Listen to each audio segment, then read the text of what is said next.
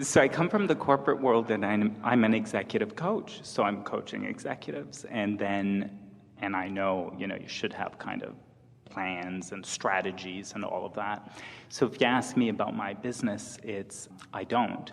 And how I build my business is, I attract it.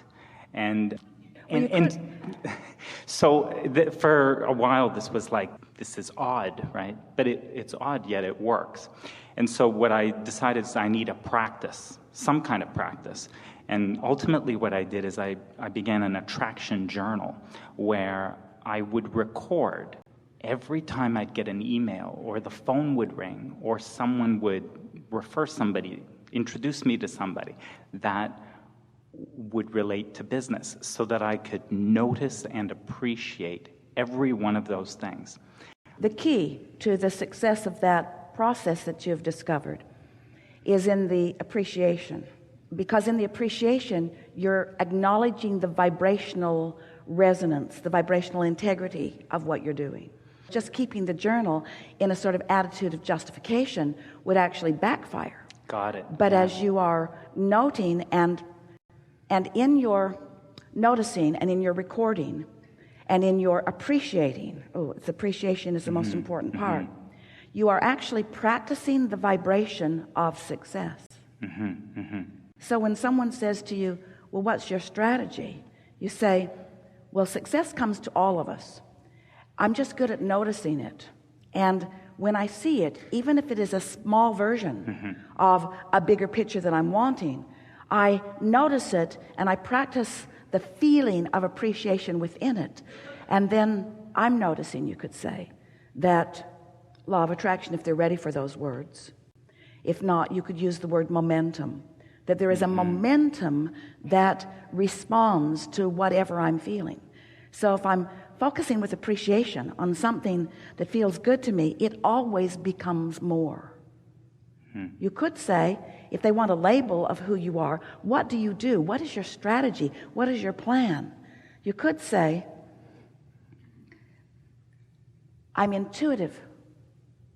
My strategy is to not get in my own way.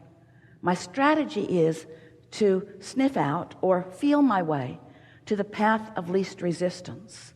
Because before, when I was justifying my life, when I was more determined and efforting, I got tired because I realized I was bucking my own current. So I've stopped bucking my own current, and I'm now intuitively following the path of least resistance. It feels to me that somehow there's a path that is not laid out for me, but laid out for me by me. I have this plan, and you could say to them, you might laugh, but this is my plan, and this is the extent of my plan. I want to feel really, really good all the time. And I figured out how to do that with focus. And so that's my strategy. Now, some aren't ready for it, but those who are ready for it will discover a resonance, the same resonance that you're discovering. There's a leverage in alignment that just doesn't come in any other way. And you just can't get around it. Oh, you can move a lot of things around. You can work hard. You can have plans. You can go through the motions of things. But the majority of processes that people are applying as they're going through the motions in order to justify the good that's already come or the good that they're wanting to come causes them to practice a frequency that actually throws things on their path of least resistance and slows things down. That's why people keep coming up with more and more processes and more plans, because they continue to sort of junk up their own trail. They don't need to.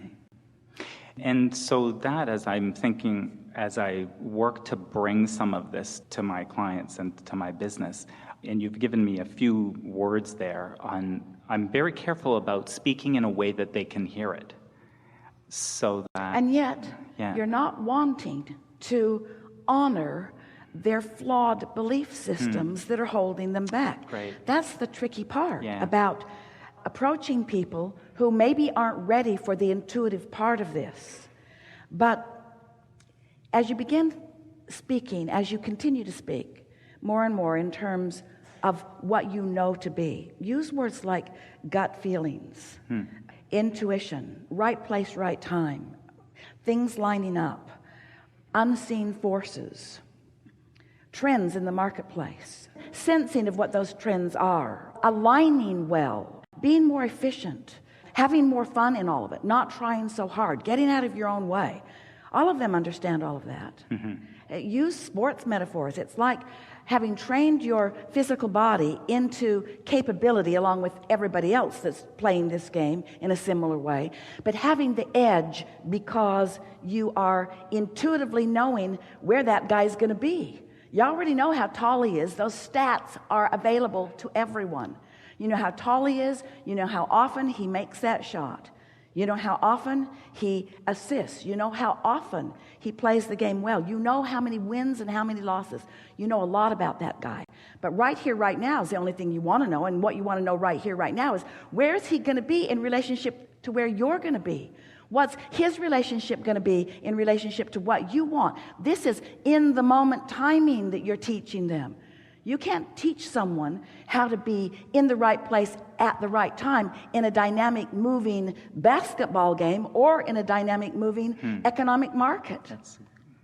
So what you're teaching them is fluidity. What you're teaching them is sensitivity. What you're teaching them is intuition. And if they don't want to know about that, then they're going to play a mediocre game because they're just going to throw a whole lot of mud on the wall and some of it's going to stick. But none of it is going to be satisfying, you see. Got it. That sports analogy is so much about being present, not planning. Right here, right now. Yeah, right now. In relationship to everything else that's moving around.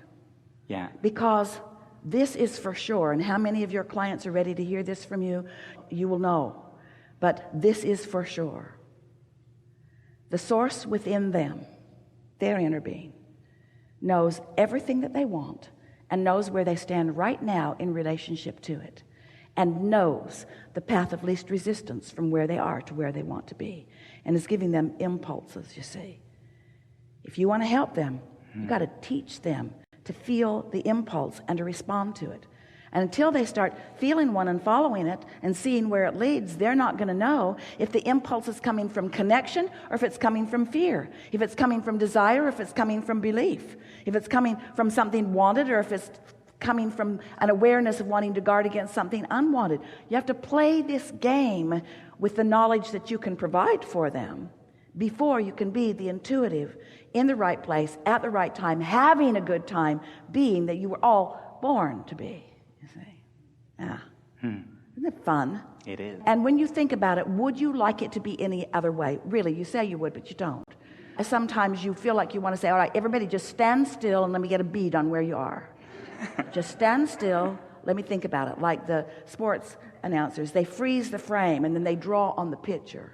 And Esther thinks, anybody can do that. Turn it back on and figure it out, smart guy. In other words, you got to be in the game. You got to be in the game. And you got to care about your placement in it, you see. Yeah. You may say, I do not want to hold any responsibility for this. And we say, you really do? No, I'm sure that I don't. I don't like the unfolding of this. Therefore, I would like to explain that it is not about my point of attraction. And we say, yes, it is. And you say, sometimes,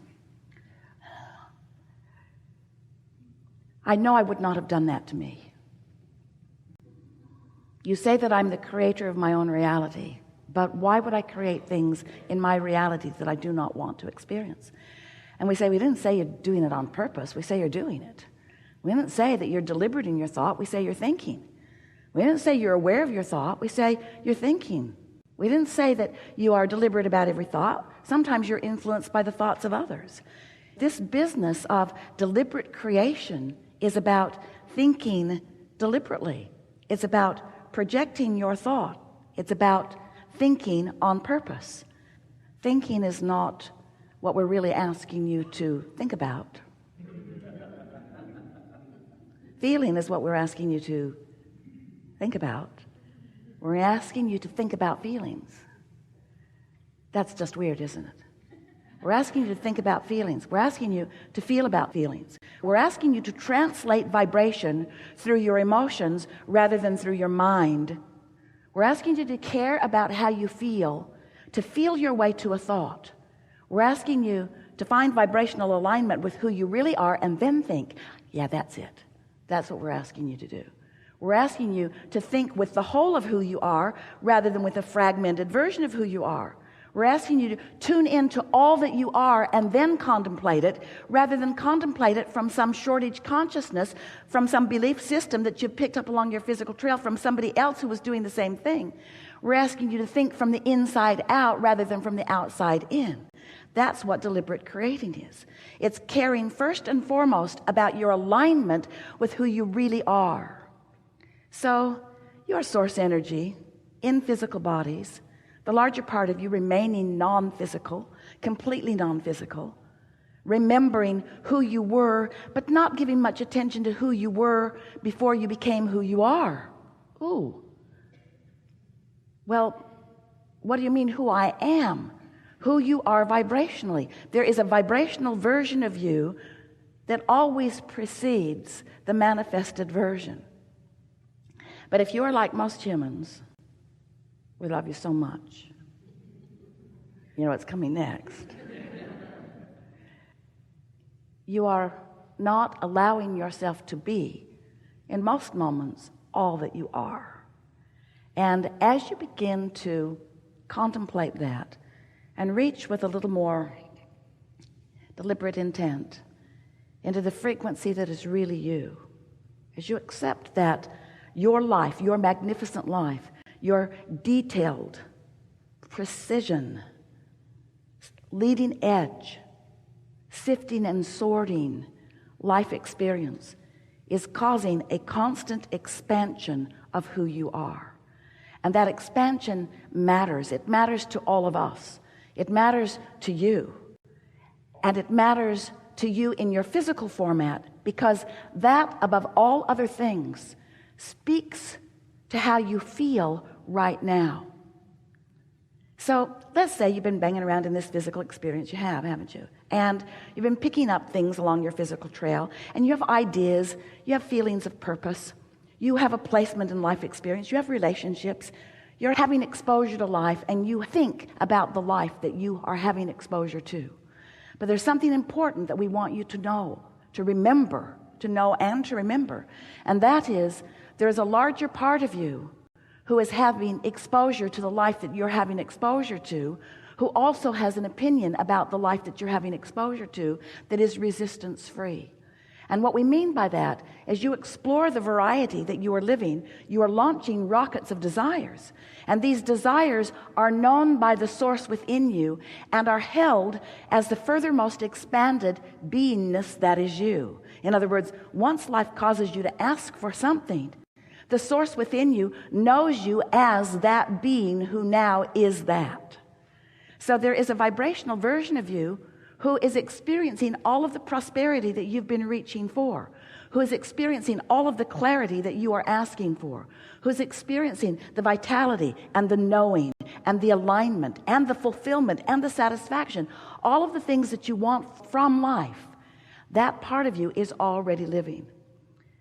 So as you become aware that there is a non-physical part of you who is exposed to the life that you are living and who cares about the life that you are living, who loves whether you're loving or not, who knows your value whether you know it or not, who is pleased with where you are whether you are or not, as you understand that there is that part of you who is having that experience, and then you emotionally do your best to blend with that version of you. Now, you tune yourself little by little to the fullness of who you are. And in that wholeness, life is really, really good. And because you've tasted that wholeness from time to time, you can't go back from it, can you? That feeling that there's something more isn't about another car in your garage, although they are nice to have. It isn't about any of the things that so many people think that they need in order to fill the void that can't be filled with things. It is the alignment with who you are, not who you have been, who you are. It's the alignment with who you are that you're reaching for.